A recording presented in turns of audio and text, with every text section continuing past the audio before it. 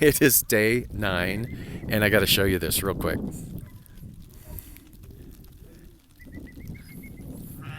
There are sheep running down the street, and now they're stopping in front of me.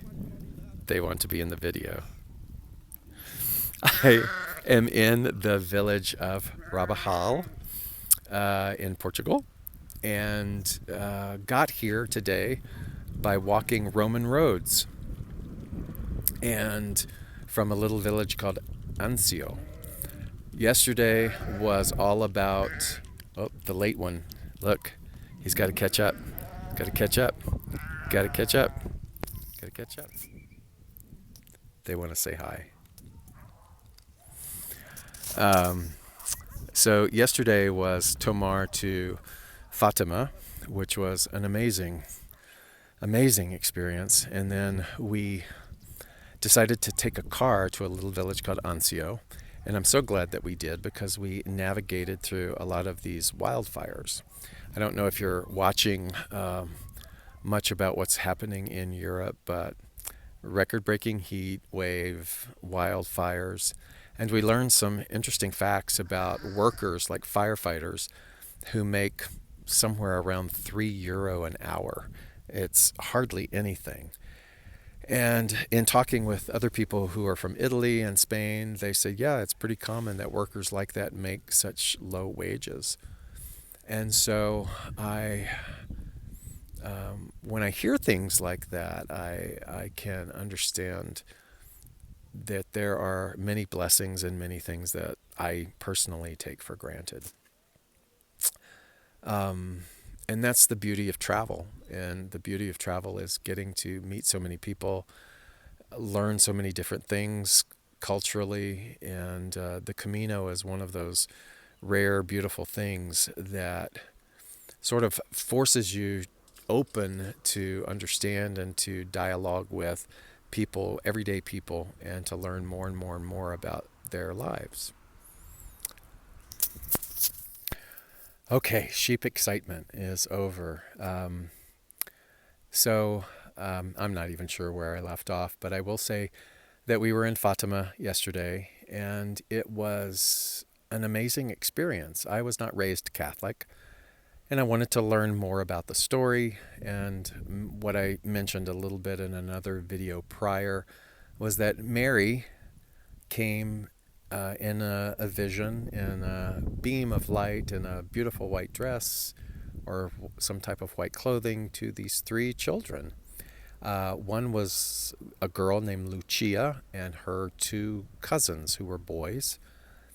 And this apparition, or Mother Mary, told them that she would visit them for 6 months in a row on the 13th day of every month, and that they were supposed to come and to meet her there, and that she would impart this wisdom. And so there's lots of things within the sort of 3 seminal lessons that she gave them, but one was that they were to use their lives in order to help people alleviate themselves from the suffering of hell. So you can take that lesson and think of hell as a physical place, which a lot of the traditions of religion have interpreted that to be. But I want to give you an interesting spin. So in Googling with the limited Wi-Fi that I'm able to find sometimes, I came across this story about Salvador Dali, the painter, who was reported to have a sort of tortured existence, particularly around his own Catholic faith. And he had always wanted to meet Lucia, the girl who became a nun, Sister Lucia. And he thought that if he could get that close to someone who would obviously become a saint, that a lot of his personal problems would be alleviated. And the story is that he did manage to obtain counsel with her. And in that conversation, he had expressed to her that it was an artistic desire of him to paint the image of hell that Mother Mary had expressed to the children. And so as time went by, Salvador Dali did do this painting, which is considered a very famous um, portrait of himself experiencing the hell that Mother Mary described. But he died before Sister Lucia was ever able to see it. And the article I read said that she finally saw the painting in 1996. And when she saw it, she was mesmerized. And she looked at it. And her words were, if I got to remember this correctly, she said at the age of 95 that hell was not a physical place, but a spiritual place. And that no human could ever really paint such a thing, but that this portrait, this sort of tortured portrait that Salvador Dali had painted, is perhaps the closest image of what she herself had seen through Mary. So, what I found fascinating about that is so much of the literalism that we are all raised in about hell being a physical space. When did you, at what age, did you begin to reconsider that hell was not a physical space, but a state of mind, a spiritual mindset that is steeped in some type of illusional separation?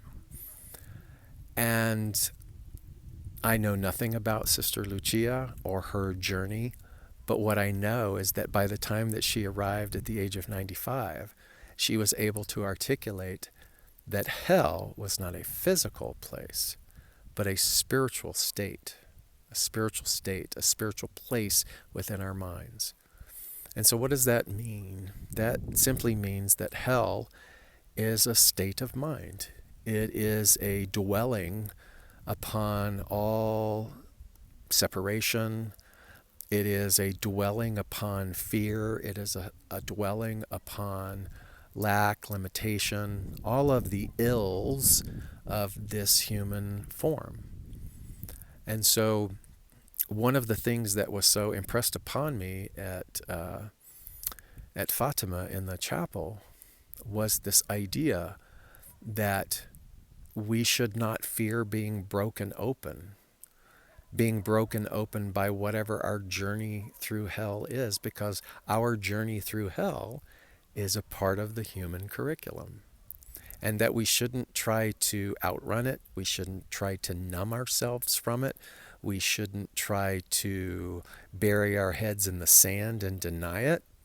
But that when our individual hells, our experiences of hells happen, that if we could turn to them and see them for what they are, just thought, that we can become observers of that thought and thus transcend hell. And so that's what I leave you with today is we are able to transcend that hell. And we can do that moment by moment, observation by observation, thought by thought. Much love, and thank you for watching.